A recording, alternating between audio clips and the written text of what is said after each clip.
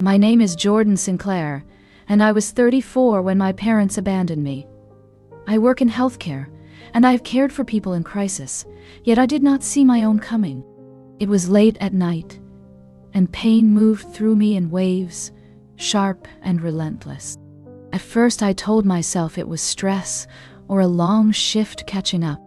Then the bleeding started, and the cold fear arrived with it.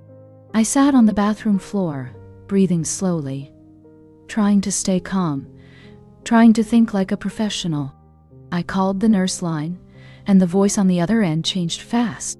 She told me to go to the hospital right away, and not to wait. I drove with one hand tied on the wheel, and one hand pressed to my stomach. Every streetlight felt too bright, and every minute felt too long. In the emergency room, the staff moved quickly, asking questions, drawing blood, starting an ultrasound. The room went quiet in a way that made my chest tighten. A doctor said ectopic pregnancy, then said rupture risk, then said emergency surgery. I nodded like I understood, but inside I felt like the floor dropped. I asked for my mother, because even adults reach for the person who raised them. I called Marilyn Sinclair, and my voice sounded smaller than I wanted. I told her I was in the hospital, I was bleeding, and I needed her to come. She did not ask if I was alone. She did not ask where I was. She asked what I did wrong. I said I did nothing wrong. I said I just needed her here.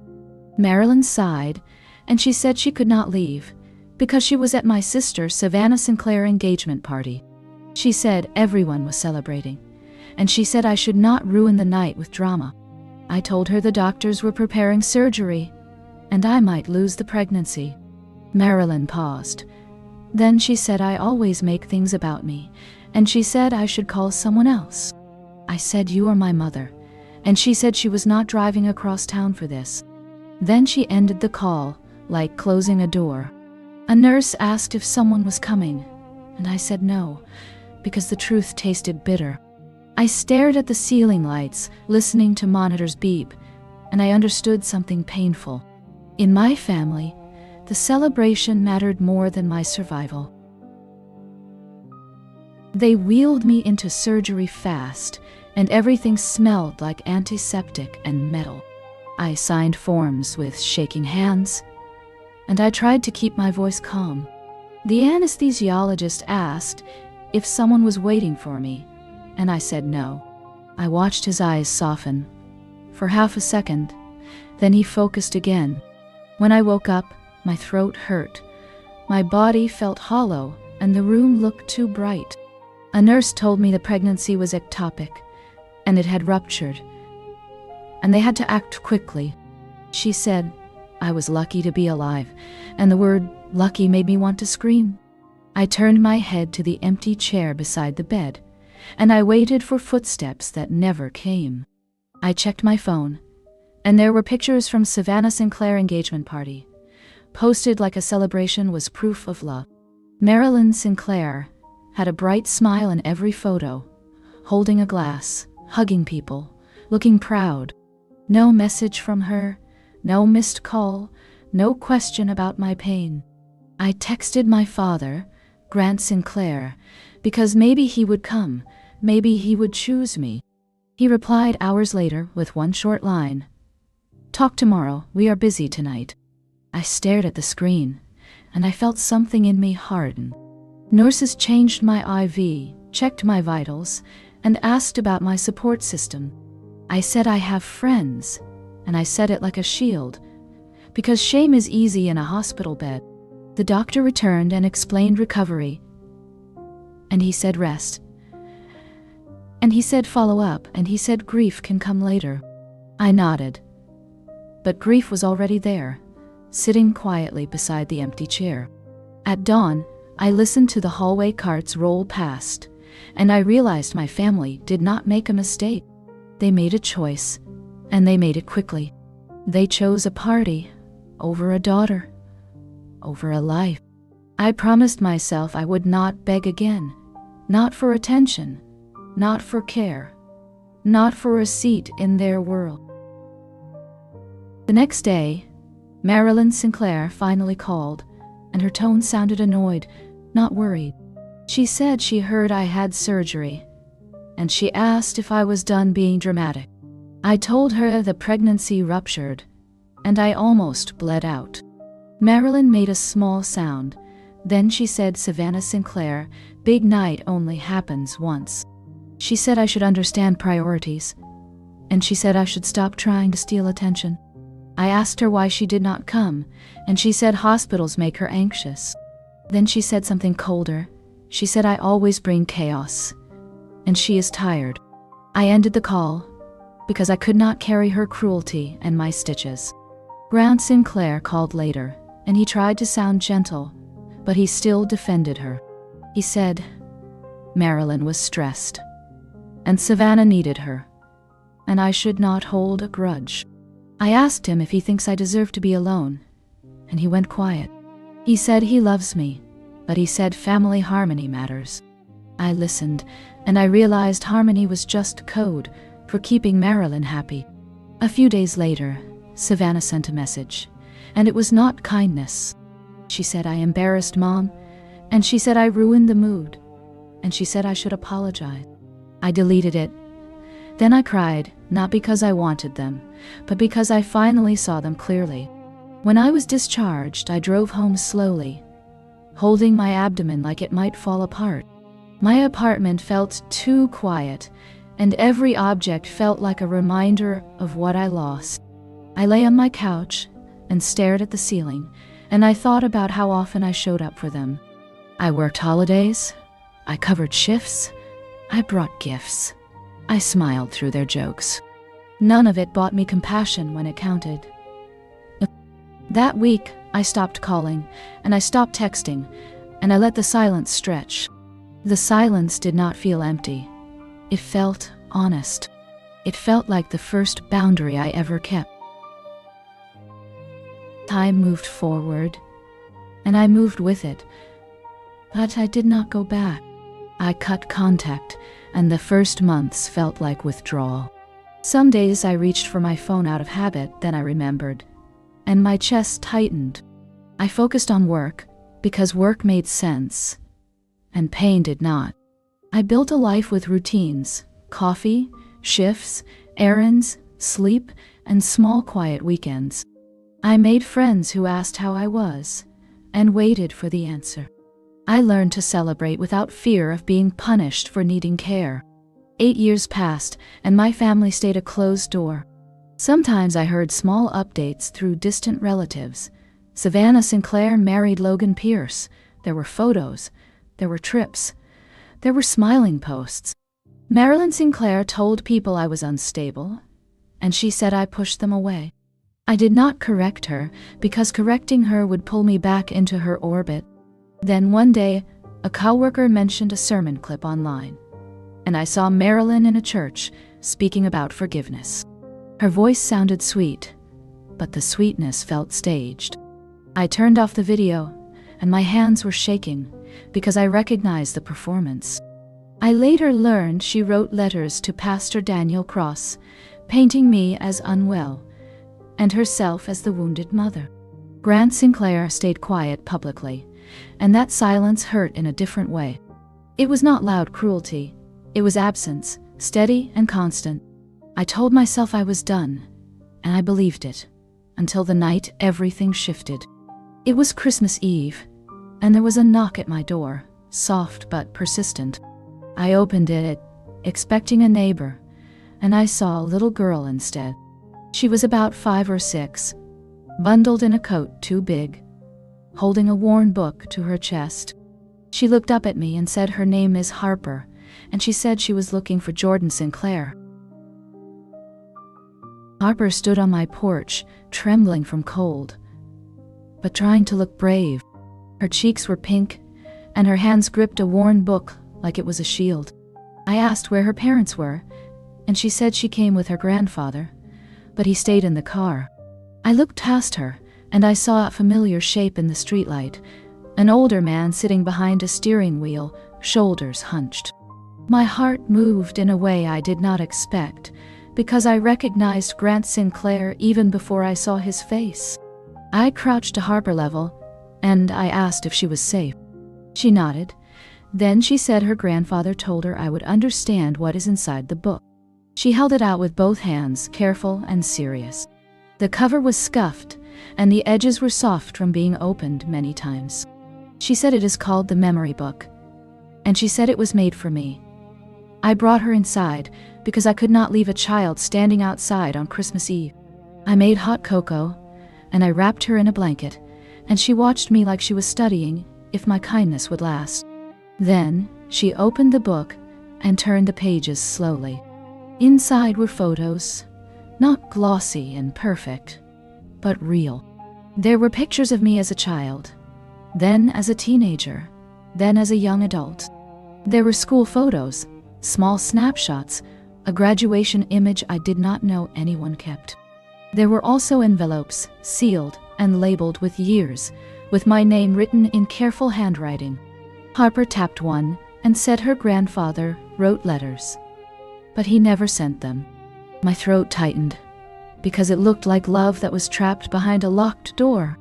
I asked Harper how she got this, and she said her grandfather keeps it hidden, and he told her it was time. She said he is sick, and he is scared, and he wants me to know the truth before it is too late. I stared at the pages, and I felt the 8 years of silence crack. In the driveway, the car engine idled, soft and steady, like a man waiting for permission he does not think he deserves. After Harper finished her cocoa, she asked if she could see the tree in my living room. I showed her, and she smiled at the lights. Then she said she needs to go back outside. I walked her to the door, and Grant Sinclair stepped out of the car, slow and careful, like he was stepping into a courtroom. He looked older than I remembered. Thinner, with tired eyes that carried years of regret. He did not reach for me. He did not demand anything. He just said my name, Jordan Sinclair, like it was a prayer. I stood in the doorway, arms tight across my chest, and I asked, why now? Grant swallowed, and his voice shook.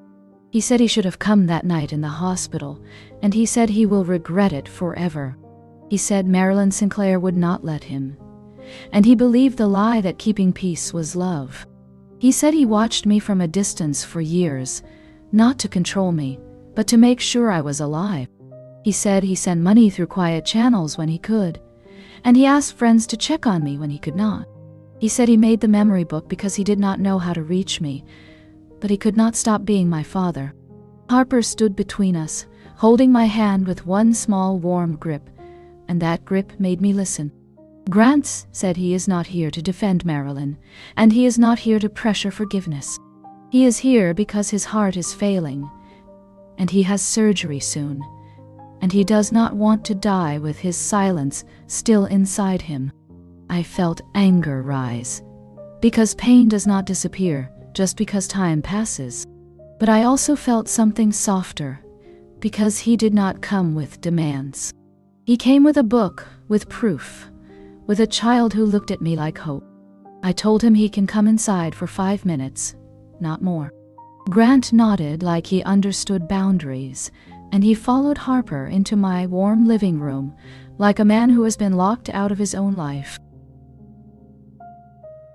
Grant Sinclair sat on my couch, hands folded, eyes fixed on the memory book. He told me Marilyn Sinclair wrote to Pastor Daniel Cross, and she used the church as her stage. She told people I was unstable, that I had delusions, that I rejected family love. Grant, said he, stayed quiet because he was afraid of Marilyn anger, and because he believed silence would protect everyone. Then he looked up, and he admitted the truth. Silence protected Marilyn only, and it cost me everything. Bow. Harper played on the rug, humming softly, and I felt my stomach twist with the weight of choices made around me. Grant, said he, brought the memory book for a reason. He said, Pastor Daniel Cross is preaching on forgiveness tomorrow night. and Marilyn will be there, smiling like a saint." Grant said, "It is time the truth is said out loud, not in whispers." I asked him what truth, and he said Marilyn kept letters, she kept messages, she kept my hospital call like it was nothing.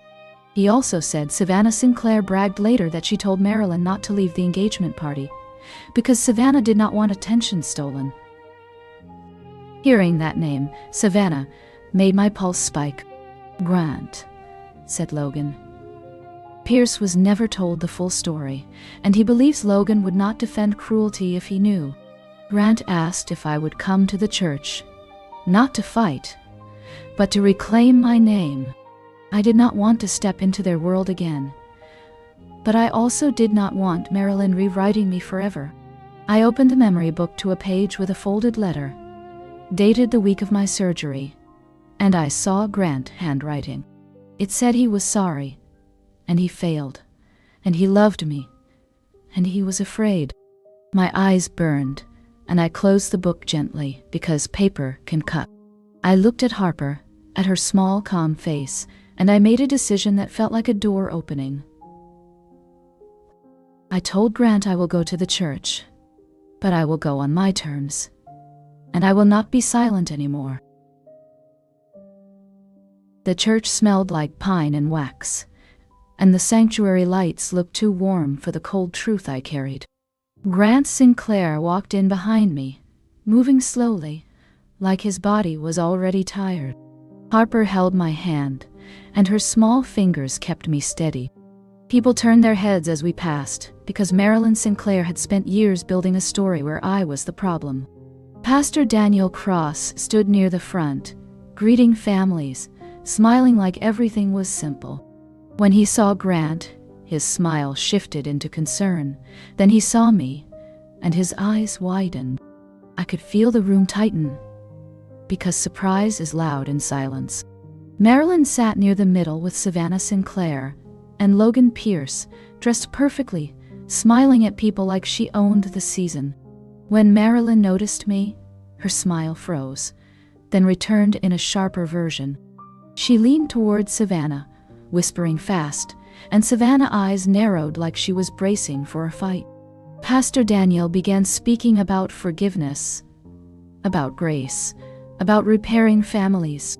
The words floated above the room like soft snow, and I felt my stomach twist, because Marilyn loved hiding behind holy language. Halfway through the message, Pastor Daniel invited people to share testimonies, and Marilyn stood up first, confident, practiced, ready. She spoke about a daughter who pushed her away, and she spoke about praying through heartbreak. She did not say my name, but she did not need to, because she wanted the room to picture me as unstable. That was when I stood up, and my knees felt weak, but my voice held. I said, "My name is Jordan Sinclair, and I am not a story. I am a person." The room went still, and I could hear someone inhale sharply behind me. I told Pastor Daniel I have a letter Marilyn wrote about me, and I asked if the church cares about truth. Pastor Daniel looked shocked. Then he said yes slowly. I held up the paper, and my hands shook, but I did not sit down. I said Marilyn accused me of delusions, and she asked the church to treat me like I was dangerous. I said she also refuses to come to the hospital when I nearly died. Marilyn's mouth opened, then closed, because she did not expect facts. Grant stood behind me, eyes wet, and he nodded once like a witness. I read parts of the letter out loud, not every line, just enough to make the pattern clear. Marilyn Sinclair wrote that I was unstable, that I was attention-seeking, that I should be handled carefully. She wrote it like a mother asking for prayer, but it was really a mother building a shield for herself.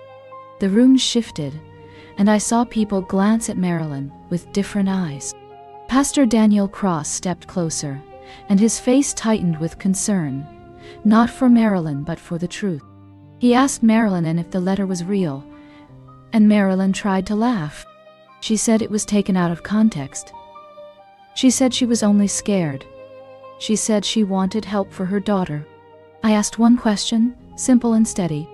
If you were scared for me, why did you hang up when I begged you to come? Marilyn's eyes flashed, and she said I was trying to ruin Savannah Sinclair moment. Savannah stood up, voice sharp, and she said I always do this. I always steal attention. The words hit the room like a slap, because they sounded too honest to be accidental. Logan Pierce looked at Savannah with surprise, like he had never heard that side of her. Pastor Daniel asked the congregation for calm. Then he asked a harder question. Did anyone know Jordan was in emergency surgery that night? Marilyn hesitated, and the hesitation was louder than a confession. Grant Sinclair stepped forward, and his voice shook, but it carried. He said Jordan nearly died, and Marilyn refused to leave the party. He said he let it happen, and he will regret it forever. The room went silent again, but this silence felt different, like people were finally listening. Marilyn started crying, but the tears looked like defense, not regret. Pastor Daniel said the church cannot support lies, and he apologized to me in front of everyone. Harper sat on the pew, swinging her feet gently, and her calm made me feel brave. I realized Marilyn wanted me to be the unstable daughter, because it made her the heroic mother. The letter flipped that story, and she could not control it anymore. After the service, people gathered in small clusters, whispering, staring, pretending they were not staring. Marilyn Sinclair tried to corner me near the exit, and she reached for my arm. I stepped back, and I told her, "Do not touch me." Savannah Sinclair moved in beside her, jaw tight, ready to attack, but Logan Pierce stepped between us. He looked at Savannah like he was seeing her clearly for the first time. He asked her if it is true that she told Marilyn not to go to the hospital. Savannah tried to deny it. Then she tried to soften it, but her words tangled. She said she did not want her engagement night ruined, and she said Jordan always makes things complicated. Logan's face changed, slow and cold, because he understood what that meant. He turned to me and asked if I was really in surgery, and I told him yes, and I told him my mother hung up. Logan looked stunned. Then he looked at Marilyn, and he said, "That is not family." Marilyn tried to plead, and she tried to make it about forgiveness again.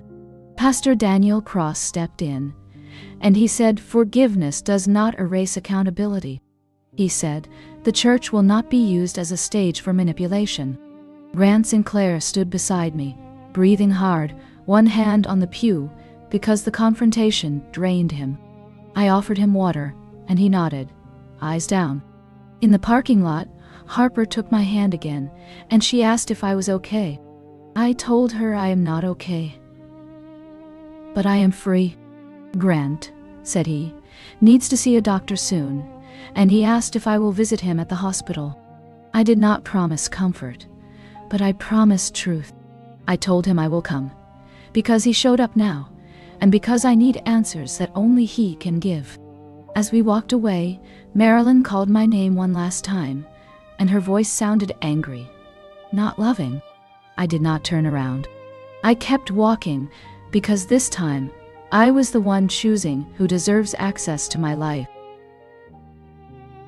Grant Sinclair heart surgery was scheduled within days, and the timing made everything feel urgent. I met him at the hospital early, because I did not want Marilyn Sinclair showing up first and rewriting the room. Grant looked smaller in the bed, pale under white sheets, with wires and monitors doing work his body struggled to do. Harper sat beside him with a coloring book, quiet and gentle, like she understood more than a child should. Grant reached for my hand, and his grip was weak but sincere. He said he is sorry again, not in a dramatic way, in a tired way that sounded real. He said Marilyn controlled the house for years, and he let her because it was easier than fighting. He said he watched me get punished for speaking up, and he convinced himself silence was protection. Then he admitted the worst part. He said after the night of my surgery, Marilyn told everyone I was unstable, and she told him to agree because it kept the family image clean. He said he did not agree out loud, but he also did not stop her, and that is still a betrayal. I asked him why Harper is involved, and his eyes filled. He said, Harper is his granddaughter through Savannah, and he loves her. But he also used her as a bridge, because adults can lie, and kids carry truth without strategy. He said he wants Harper to grow up knowing that love shows up, and he wants her to see me as family, not as a warning story. A nurse came in, and Grant paused, breathing carefully, hand on his chest. I looked at the monitor, at the steady beeps, and I felt anger and grief, mixing into something I could not name. I told Grant I am here now, but I am not here to pretend nothing happened. Grant nodded, and he said he understands. He said he has papers, and he has plans, and he wants to make things right while he still can. Grant Sinclair asked Harper to bring the memory book from her backpack, and she placed it on the hospital tray, like it was sacred. Grant opened it to sections I had not seen, and my chest tightened. There were notes about my school awards, my job promotions, and even a photo of me walking into my apartment building, taken from far away, like proof he checked on me without approaching. Grant, said he, never wanted to scare me, and he never wanted to control me. He said he just wanted to know I was alive, because Marilyn Sinclair cut him off from me, and he did not know how to resist. He pointed to small receipts tucked into envelopes, money orders, and checks made out to anonymous accounts. He said he sent help when he could, and he asked a friend to deliver it, because Marilyn watched the mailbox, watched phone logs, watched everything. My stomach turned, because the image of a father sneaking kindness felt both loving and cowardly. Grant admitted it, and he said love without courage is not enough. He said Savannah Sinclair learned manipulation from Marilyn, and Savannah used it on everyone, including him. He said, Logan Pierce is not cruel, he is just late to the truth, because Savannah filters reality. Grant, said the church, moment cracked the filter, and that is why he brought me there. He said, Pastor Daniel Cross deserved to know he was used as a tool, and the congregation deserved truth. I asked Grant why he stayed married to Marilyn, and he looked away. He said he believed leaving would destroy Savannah, and he believed staying would protect the family. He said he was wrong on both counts. He started coughing, and the nurse came again, and I felt time pressing down on the room. Grant said he has changed his estate plans, and he wants me protected. He said Marilyn should not benefit from the harm she created, and Savannah should not inherit the power to keep lying. I told him I do not want their money, I want my name back. Grant said sometimes the only language Marilyn understands is paperwork, and he has learned that too late. Serena Walsh met us at the hospital later, because Grant Sinclair requested legal witness and structure. Serena was calm, professional, and direct, and she did not flinch at family drama. Grant presented documents he had prepared, a revised trust, updated beneficiaries, and a plan to limit Marilyn Sinclair control if he did not survive surgery. Serena explained it in simple language, and she made sure I understood my rights, not just my feelings. Grant said the trust would support Harper's future, and it would also protect me, because he owed me more than apologies. He said Marilyn would receive limited access, and only under strict terms, because he could not trust her with power. He also said Savannah Sinclair would not be able to override it, because her pattern was clear now. I asked Serena if this could be challenged, and she said it can always be challenged, but clear paperwork wins more often than loud stories. Grant signed with slow, careful strokes, and Serena notarized what she could, and she scheduled the remaining steps. Harper watched quietly, and she asked if the papers mean people will be nicer. Serena smiled gently and said the papers mean people will have consequences. That sentence landed in my chest like relief. Marilyn had used guilt, church, and reputation for years. Paperwork was something she could not charm. After Serena left, Grant looked exhausted, but lighter. He asked if I would visit again after surgery, and I said yes, but I also said my boundaries stay in place. Grant nodded, and he said he is proud of me for protecting myself, even if he failed to protect me first. I left the hospital that evening with Harper walking beside me, holding my hand, small and steady. In the parking lot, she looked up and said she is glad she found me. I realized she was not only a messenger, she was a doorway into a new kind of family, one built on truth instead of performance. Grant Sinclair survived the surgery, but the recovery was slow, and it forced everyone to face what they avoided. When I visited, he looked tired, but his eyes were clearer. He said the first thing he felt waking up was regret, and the second thing was relief that he still had time. Harper sat near his bed, drawing hearts and little houses, and she offered her picture to the nurse like a gift. Grant asked me if Marilyn Sinclair had contacted me again, and I said yes, through messages that sounded holy, not sorry. He nodded. Then he said he is done letting Marilyn control the story. He said he already filed the trust updates, and Serena Walsh confirmed they were in motion. He said Marilyn cannot undo them with tears. The next day, Pastor Daniel Cross called me, and his voice sounded heavy. He said Marilyn came to him after the service, angry and embarrassed, demanding he fix the damage. Pastor Daniel told her the church cannot protect lies, and he apologized again for believing her letters. He asked if I would meet him, because he wanted to correct the record formally. I agreed, not for revenge, but for closure. At the meeting, Pastor Daniel said he would speak to the congregation about accountability, and he would admit the church was used as a weapon. Hearing that made my chest loosen, because truth needs witnesses. That same week, Logan Pierce reached out. His message was short, but it sounded shaken. He said he did not know, and he asked if I would talk. I told him yes, but not in public, and not with Marilyn present. We met at a coffee shop, and Logan looked like a man who just woke up from a long lie. He asked if Savannah Sinclair really told Marilyn not to leave the engagement party, and I told him yes, and Grant confirmed it too.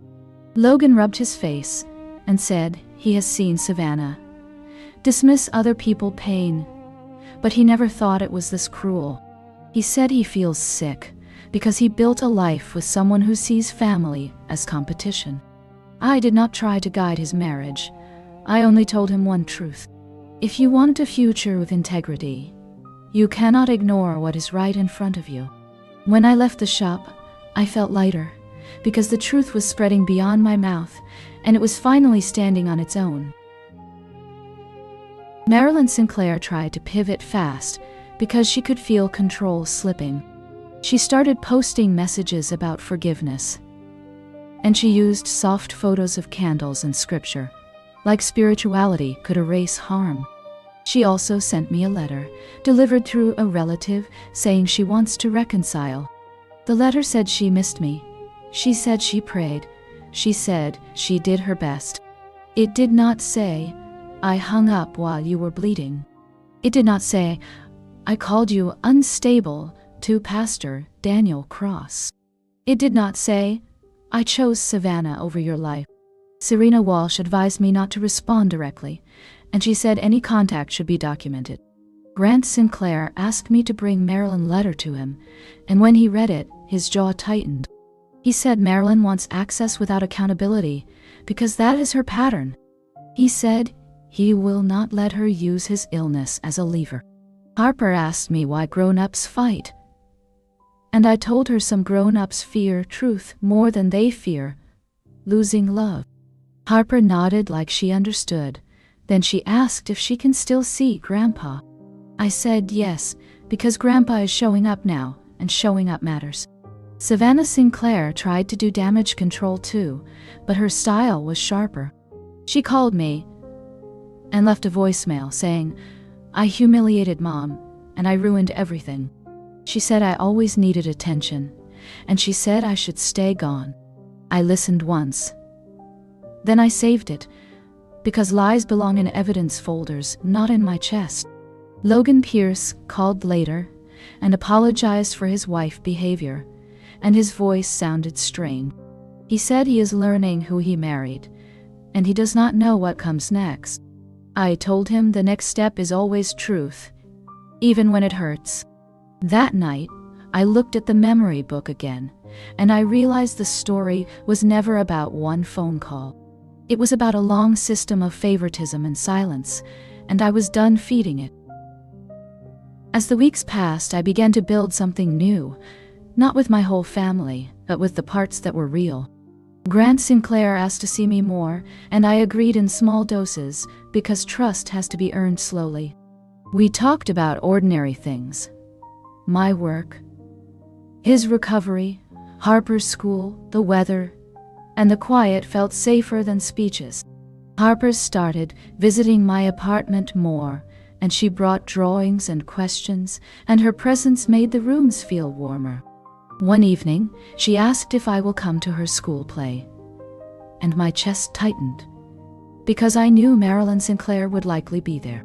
Grant said he would handle it, and he said boundaries can be enforced without shouting. Serena Walsh updated me on the legal steps, and she said the trust changes were secured, and Marilyn power was reduced. She said paperwork does not heal feelings, but it can stop harm from repeating.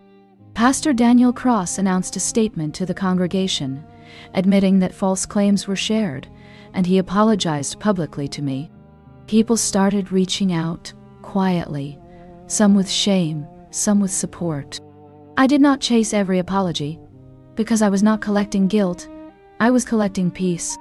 Logan Pierce said he and Savannah were in counseling, and he said he is not excusing her, he is confronting her. I told him that is his choice, and my choice remains the same. My life will not be built on manipulation again.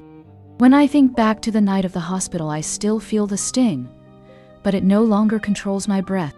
I have a boundary now, and it is solid.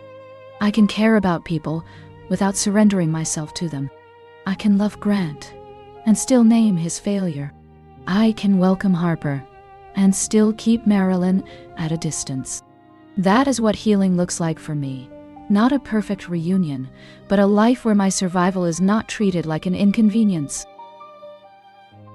Harper's school play was on a Friday evening, and I arrived early because I wanted her to see one familiar face waiting. The auditorium smelled like popcorn and glue, and children's voices bounced off the walls.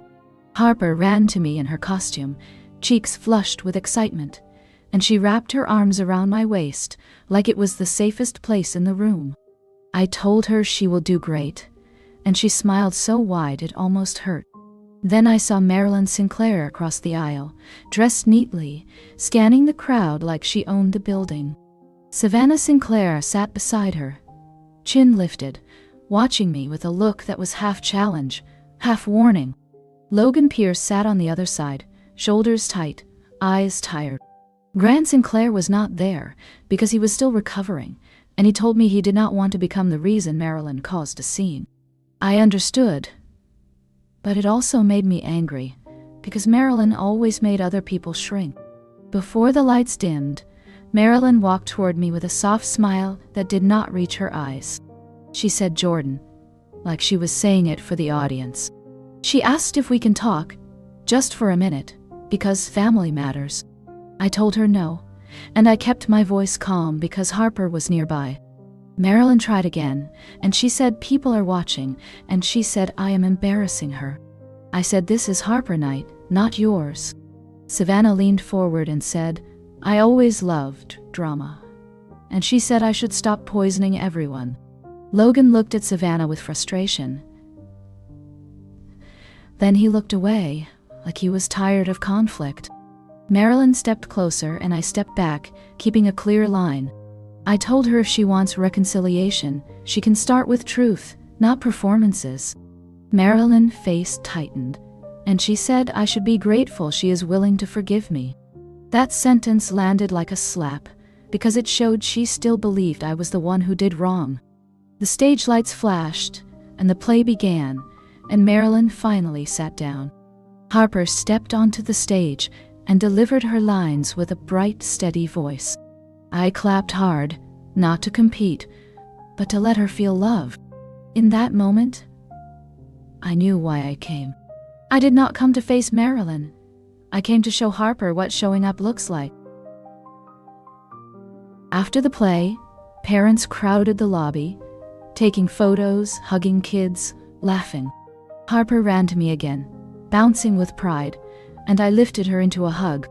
Marilyn watched from a distance, eyes sharp, but she did not approach because the room was full of witnesses. Logan Pierce walked over while Savannah was busy talking to another parent. He looked nervous, like he was stepping out of a cage.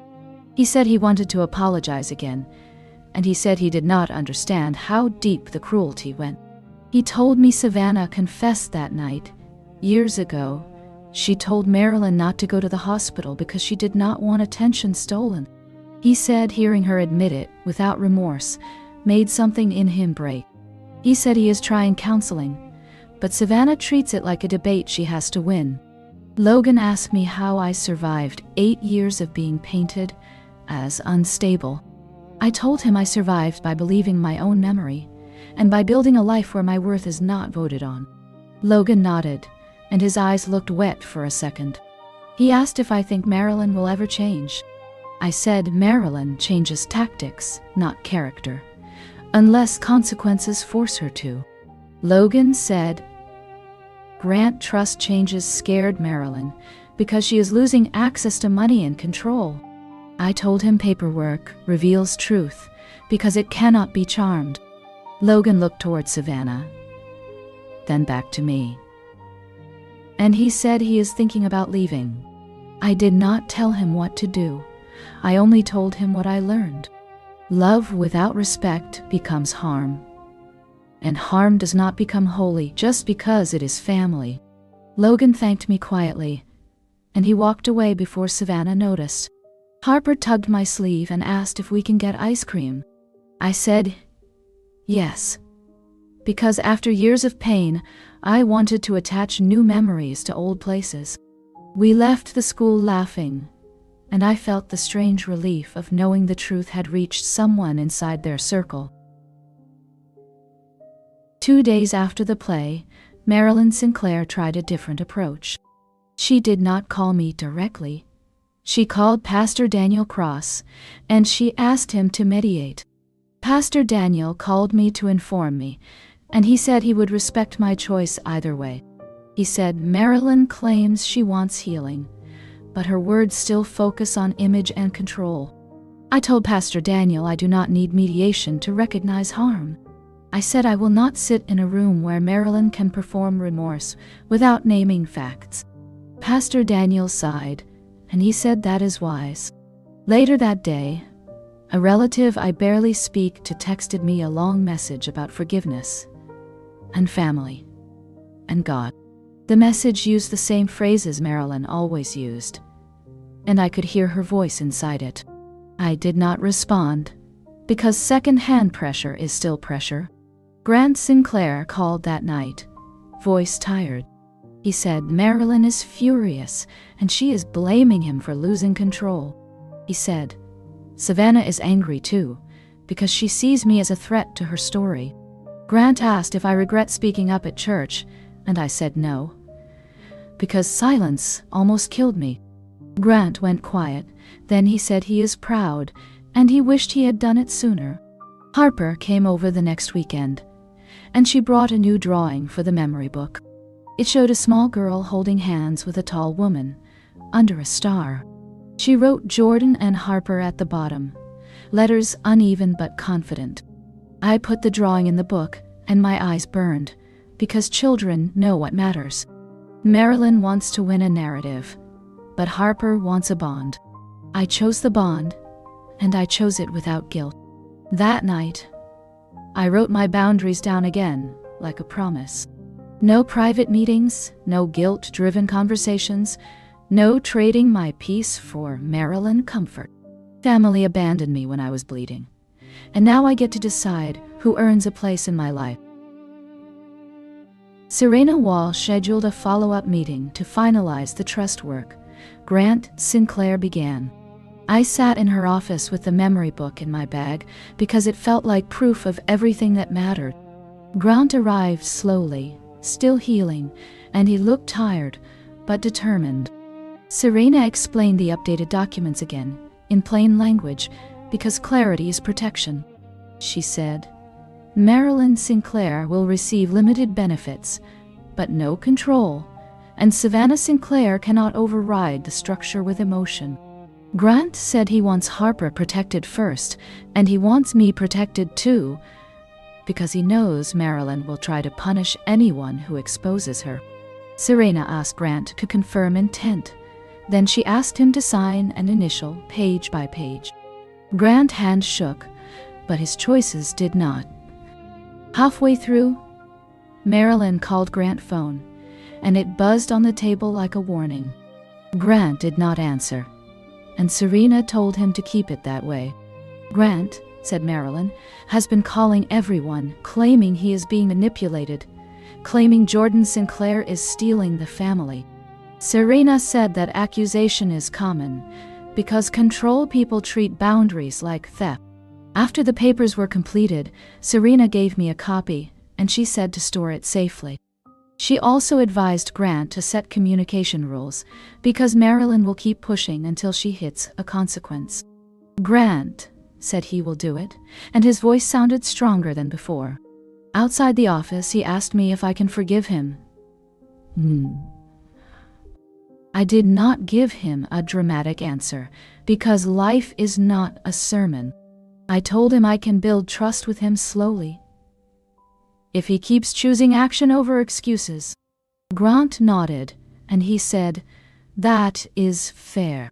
That night, Harper asked why grown-ups need papers.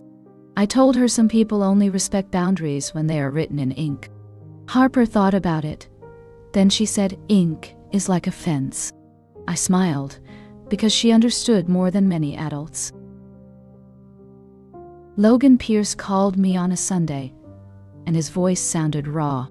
He said he found messages on Savannah Sinclair's phone, old ones, from the week of my surgery. In the messages, Savannah bragged to a friend that she kept Marilyn at the party, and she said Jordan can wait, because her engagement comes first. Logan said seeing it written, with laughing emojis, made him feel sick. He said he confronted Savannah, and she did not apologize, she defended herself. She said Jordan always causes problems, and she said it was not her responsibility if I was fragile. Logan told me he realized Savannah does not see other people as real. She sees them as obstacles. He said he moved into a guest room, and he is considering separation. I listened, and I felt strange compassion for him, because waking up to a lie is painful. But I also did not rescue him, because rescuing is how I used to survive. I told him he deserves honesty, and Harper deserves adults who model it. Logan went quiet. Then he said he worries about Harper, because Marilyn is already pressuring her with guilt. I told him to protect Harper from adult drama, and to keep her out of arguments. Harper is a child, not a messenger, not a therapist, not a shield. Logan said he will try, and he thanked me for not using his pain as revenge. After the call, I wrote down what I learned. Truth does not always arrive with fireworks. Sometimes it arrives as a screenshot that changes a marriage. And when it arrives, you have to decide what kind of adult you will be. I chose boundaries, and I chose care, and I chose not to repeat Marilyn's system. One evening, Harper sat at my kitchen table, swinging her legs, drawing quietly. She looked up suddenly, and she asked why Marilyn Sinclair was mean to me. Kids ask questions like they are opening a window, and the fresh air can sting. I took a breath, and I chose honesty without cruelty. I told Harper Marilyn cared more about appearances than people, and when I needed help, she chose a party instead. Harper frowned, and she said that sounds wrong. I told her it was wrong, and it was not my fault. Harper asked if I still love Marilyn, and I said love can exist, but distance can exist too. I said some people are family by blood, but they are not safe by behavior. Harper looked down at her drawing, Then she said she feels scared when grown-ups yell. I told her that makes sense, and her feelings are important. I told her if anyone tries to make her deliver messages or pick sides, she can say no, and she can call me. Harper nodded, serious, and she said she likes being at my place because it is quiet. That word quiet hit me like relief, because quiet is what I wanted 8 years ago in that hospital room. Later, I added Harper's newest drawing to the memory book, and I wrote a small note beside it. For my future self. This is what healing looks like. A child learning she is not responsible for adults' mistakes. Marilyn Sinclair may keep chasing control, but she cannot control what we build here. We build calm. We build truth. And we build a life where no one is punished for needing help. The next week, Marilyn Sinclair tried to pull the story back under her control, and she did it the way she always does, with pressure and performance. She left a voicemail for Grant Sinclair, saying he is confused, and she said Jordan Sinclair is using Harper to turn the family against her. She also sent a message to Pastor Daniel Cross, asking him to arrange a meeting, so she can clear her name in front of everyone. Pastor Daniel called me first, and he said he will not host another stage for manipulation. Serena Walsh also called because Marilyn had contacted her office, demanding copies of trust documents, as if power belongs to whoever speaks the loudest. Serena told Marilyn no, and she documented everything, because documentation is what makes threats small. Logan Pierce reached out too, and he sounded exhausted. He said Savannah Sinclair and Marilyn were pressuring Harper, asking her questions and telling her to say she misses Grandma, so people will pity Marilyn. Logan said he stopped it, and he told them Harper is a child, not a witness. Hearing that made my stomach tighten, because I know what it feels like to be used as a prop. I asked Serena what I can do, and she said to keep boundaries clear and to keep records, and to let Grant enforce his own. That evening, Grant called me, voice steadier than before. He said he told Marilyn one sentence: "You do not get access without accountability, and you do not get to use Harper to punish Jordan." Marilyn screamed, then cried, then threatened to ruin him socially, and Grant said he is not afraid anymore. He said he filed formal communication rules, and he will only respond through written channels, and only about logistics. He also said he spoke to Harper gently and told her she is not responsible for adult feelings. Harper came to my place that weekend, and she looked tired, like she had been carrying invisible bags. I made her cocoa, and we sat at the table, and I told her the truth in simple words. If anyone tries to make you choose sides, you can say no, and you can come to me. Harper nodded, then she drew a fence with a gate, and she wrote the word safe beside it. I placed the drawing into the memory book, and I felt something settle in my chest. Marilyn can keep knocking, but she does not get to enter, because truth is not a door she can talk her way through anymore. A few months later, life began to feel less like a courtroom and more like a home. Grant Sinclair continued recovering, and he kept his boundaries in writing, even when Marilyn Sinclair tried new angles. She sent messages through relatives, she posted soft quotes online, and she acted wounded, but the tactics no longer worked the way they used to. Pastor Daniel Cross stayed firm, and he refused to let the church become her microphone again. Logan Pierce separated from Savannah Sinclair, and he focused on protecting Harper from adult games. Harper started visiting me on a schedule, and the routine helped her body relax. She stopped flinching when phones rang, and she stopped asking if she was in trouble for telling the truth. One day she brought home a school project, a drawing of a family tree, and she asked where I belong. I told her family can be built, not only inherited. I told her she can place me where she feels safe, and she smiled as if she had been waiting for permission. I kept the memory book on a shelf, not hidden, not worshipped, just present. like evidence of survival. Sometimes Grant and I opened it together, and he would point to a letter he never sent, and he would say he should have been brave sooner. I did not erase his guilt, but I did not carry it either. Marilyn tried once more to call me directly, and I did not answer. I had learned that access is not a right, it is earned. In therapy, I named the final truth out loud. I can love the idea of a mother, and still keep distance from the woman who chose a party over my life. I can forgive myself for believing she would change, and I can stop asking for her approval. On the next Christmas Eve, Harper and I made cocoa, and we decorated cookies, and the house felt quiet in the best way. I thought about the hospital night, the empty chair, the monitor beeps, and the phone call that ended like a slammed door. Then I looked at Harper laughing, and I felt the difference. The story did not end with a reunion. It ended with a boundary that held. My parents abandoned me when I was bleeding, and that truth will never be rewritten. But my life kept going, and I built something safer than their approval. I built peace, and I kept it.